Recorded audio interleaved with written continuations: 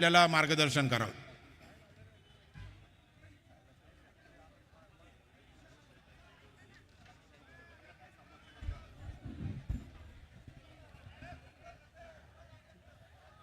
पुणे लोकसभेचे उमेदवार मुरलीधर मोहोळ यांच्या प्रचारार्थ आयोजित केलेल्या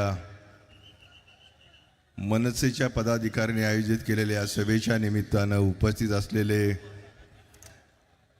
आदरणीय राज्याचे ज्येष्ठ मंत्री चंद्रकांतदादा पाटील,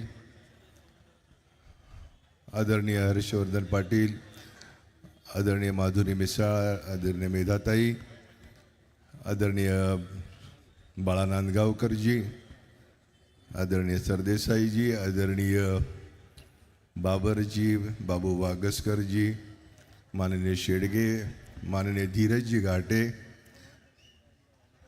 आदरणीय नाना भानगिरे, व्यासपीठावरती उपस्थित सर्व मान्यवर, उपस्थित बंधू आणि भगिनी आणि युवा मित्रांनो, राजसाहेबांच्या सभेच्या निमित्तानं आपण सगळेजण या ठिकाणी उपस्थित झालेलो आहोत. पहिले एक घोषणा द्या, राजसाहेब आगे बढ़ो, राजसाहेब आगे बढ़ो. या ठिकाणी मनसेचे सैनिक ज्यावेळी उपस्थित होतात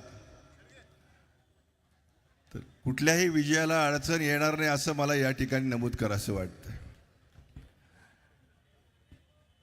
ज्या राजसाहेबांनी आपल्या जीवनक्रमामध्ये आदरणीय हिंदू हृदय सम्राट बाळासाहेब ठाकरे यांचा वसा आपल्या आयुष्यामध्ये जपला,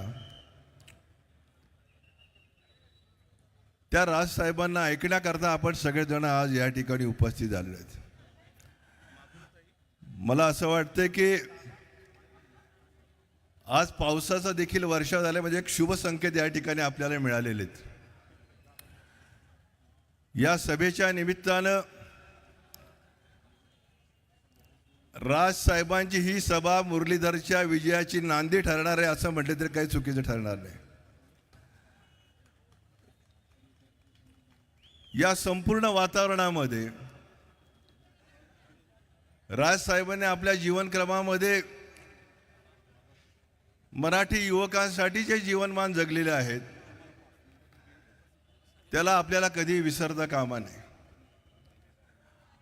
आणि राजसाहेबांचं पुण्याचं एक भावनिक नातं आहे, ते नातं जपण्याचा प्रयत्न देखील त्यांनी आपल्या आयुष्यामध्ये सातत्यानं केलेला आहे.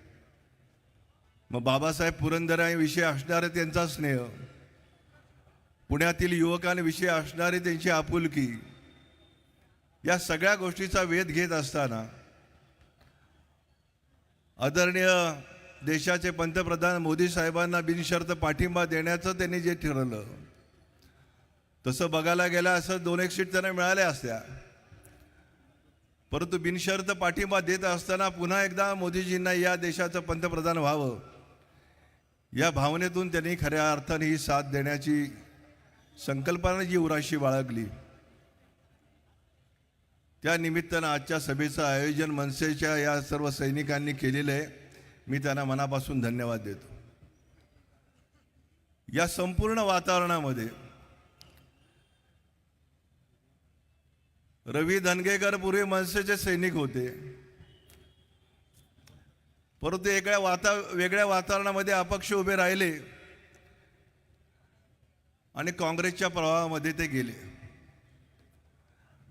परंतु आजची उपस्थिती, एवढा पाऊस असताना देखील मनसेच्या सैनिकांनी लावलेली आहे. त्यामुळे मुरलीधरच्या विजयामध्ये मनसैनिकांचा या ठिकाणी मोठा वाटा असणार आहे असं म्हटलं तरी काही चुकीचं ठरणार नाही. एक गोष्ट निश्चितपणे आपण लक्षात घेतली पाहिजे की वेगवेगळ्या वावटळ या पुणे शहरामध्ये फिरत असतात. मग मी किती गरीब आहे, मी किती चांगला आहे हे सांगण्याचा प्रयत्न धनगेकर करत असतात. परंतु आता ही विधानसभेची निवडणूक नाही, ही लोकसभेची निवडणूक आहे. आणि या लोकसभेमध्ये मुरलीचे सूर लोकसभेमध्ये वाजल्याशिवाय राहणार नाही, हा विश्वास आपण आजच्या दिवसाच्या निमित्तानं दिला पाहिजे.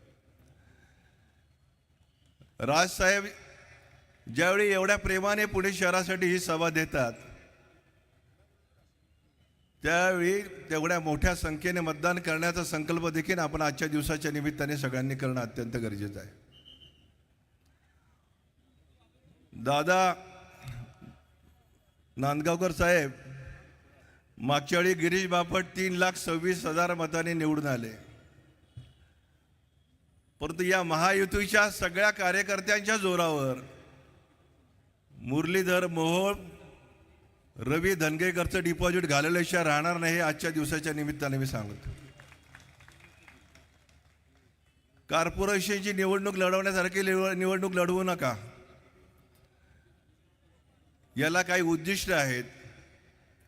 या ठिकाणी राजसाहेब, आदरणीय एकनाथ शिंदे साहेब, आदरणीय देवेंद्रजी फडणवीस, आदरणीय अजितदादा, महायुतीचे सर्व घटक पक्ष या ठिकाणी एकत्रित आल्यानंतर काय वातावरण या पुणे शहरामध्ये झालेले ही सांगण्याची कुणाला आवश्यकता नाही. एक गोष्ट निश्चितपणे आपण लक्षात घेतली पाहिजे की आपल्या महायुतीच्या या उमेदवाराची कोण कमळ आहे हे देखील आपण सांगायला नागरिकांना विसरू नका. पुणेकर नागरिक सुज्ञ आहेत, त्यांना वेगळं सांगण्याची आवश्यकता नाही. परंतु या सगळ्या वातावरणामध्ये दादा एका पॅम्पलेटमध्ये घड्याळाचं चिन्हच वापरले यांनी.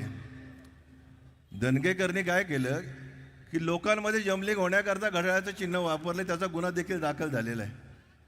म्हणजे कुठल्या प्रवृत्तीने प्रचार चालू आहे याची जाणीव आपल्याला असणं अत्यंत आवश्यक आहे. आता या सगळ्या गोष्टीचा वेध घेत असताना राजसाहेबांनी आपल्या जीवनक्रमामध्ये मराठी तरुणाची अस्मिता जपण्याचं काम आपल्या आयुष्यामध्ये केलं.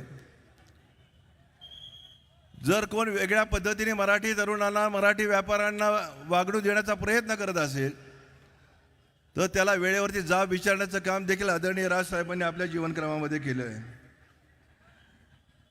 या ठिकाणी आदरणीय राजसाहेब सभेकडे निघालेले आहेत. थोड्याच वेळात ते या ठिकाणी येतीलच. परंतु या ठिकाणी आजच्या दिवसाच्या निमित्तानं मनसेच्या सैनिकांना मी आवाहन करू इच्छितो की राजसाहेबांनी आपल्या जीवनक्रमामध्ये जो मराठी तरुणाचा जो वसा जपलेला आहे ते या मतदानाच्या रूपानं 13 तारखेला होणं गरजेचं आहे, हे लक्षात ठेवा. उद्याचा दिवसच फक्त मध्ये आहे. या ठिकाणी आपले सगळ्यांचे लाडके उमेदवार आदरणीय मुरली अण्णा मोहोळ आले, त्यांचं आपण टाळ्या वाजवून सगळ्यांनी स्वागत करूया. अनेक आज चांगल्या वातावरणामध्ये ही निवडणूक होतीये. मोदीजींना आपल्याला पुन्हा तिसऱ्यांदा पंतप्रधान म्हणून पाहायचे, तर त्या उद्दिष्टानं ह्या संपूर्ण निवडणुकीने आपण पाहिलं पाहिजे. आजच्या या सभेच्या निमित्तानं पाऊस झाल्यानंतर लोकांना शंका वाटत होती की ही सभा होती नाही होती. काही लोक वेगळ्या पद्धतीने मेसेज देखील करत होते. परंतु राजसाहेबांचा कार्यकर्ता पावसाला डगमगणारा नाही याची जाणीव आज तुम्ही या ठिकाणी करून दिली, याबद्दल पुनश्च एकदा आपल्या सगळ्यांना धन्यवाद देतो.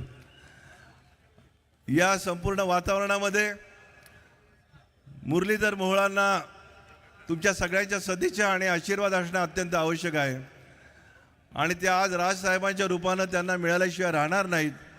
एवढंच या प्रसंगाच्या निमित्तानं बोलतो आणि माझ्या शब्दांना विराम देतो. धन्यवाद. जय हिंद, जय महाराष्ट्र. धन्यवाद भाऊ.